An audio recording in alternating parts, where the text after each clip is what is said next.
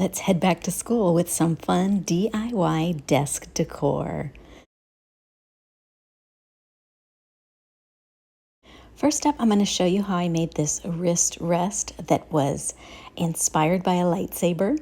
I'm using some super soft fabric, polyfill mini micro bead filler. These itty bitty teeny tiny beads are going to be perfect for giving us just the right amount of support without being too rigid. And that's what we want with the wrist rest, right? Support, but we don't want to be uncomfortable while we're working at our desk. So first up, I have cut 2 rectangles of fabric, the red for the top part of the lightsaber wrist rest, and then the black for the bottom.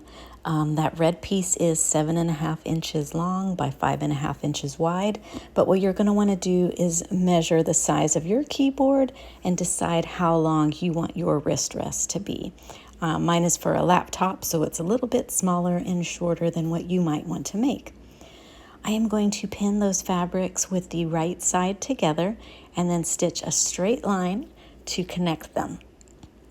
So as you can see now, it has been sewn right there. And when I flip it open, you'll see it's starting to take shape. Next, I am going to take my silver trim and pin that in place.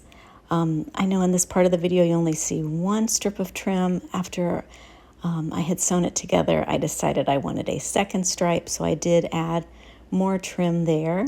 Again, this is something that you can personalize any way you want, depending on how much you want to embellish your lightsaber wrist rest. So I'm going to cut that down to size and then sew in a straight line right down the middle of that trim to hold it in place. Once that has been stitched together, I will fold this over lengthwise, again with the right sides together, and sew along 3 sides. That top side, the long side, and then part of the bottom there.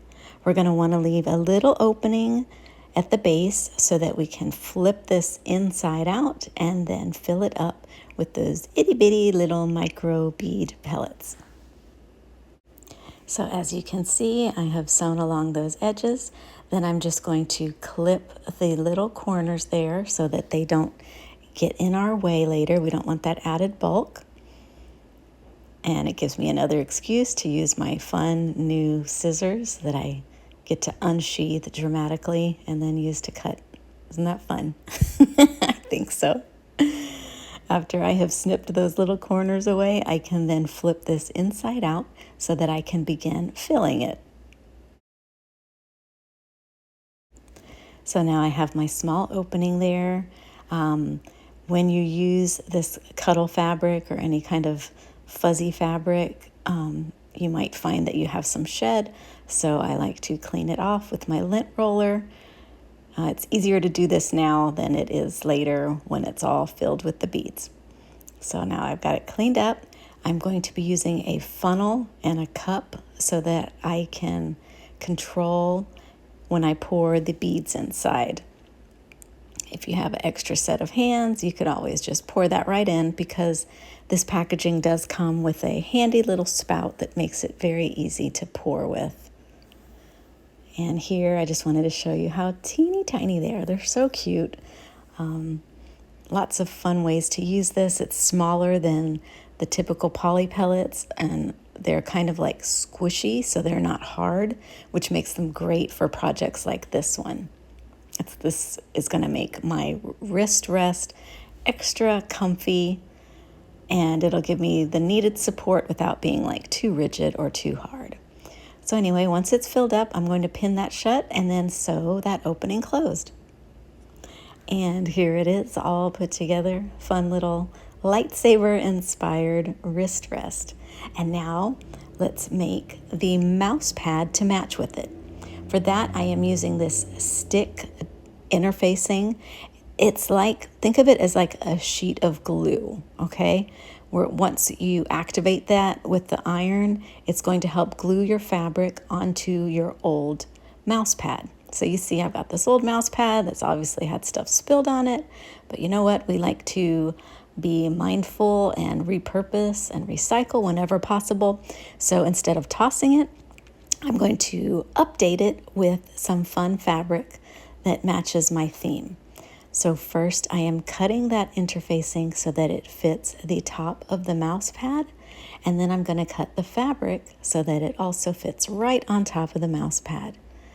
I will cover the top part of the mouse pad with the interfacing and then put the fabric on it. So again, think of that interfacing as like a sheet of glue that's going to hold everything together. And the way I activate that is by using my iron on the steam setting. The steam is going to help kind of heat that up and melt it all together. The mouse pad doesn't melt, the edges get glued in. If you're concerned about fraying, you could add a little fabric glue to the edge, but I think it looks great as is. All right, one last project. We're going to make a desk mat to protect our desk surface with. And so with this one, I am using a product called Stiffen Interfacing, and I'll have links to all of these in the video description. Think of it as kind of like cardboard, but it's a washable cardboard. So it's like sturdy and bendy, but if you spill something on it, it won't be destroyed. This one has that kind of like glue on it. So when I cut it and iron it on, it's going to adhere the fabric to the surface, and then I just stitched around the edge to seal it in. So when it put it all together, and I have this really cool updated desk with a Star Wars theme, perfect for back to school.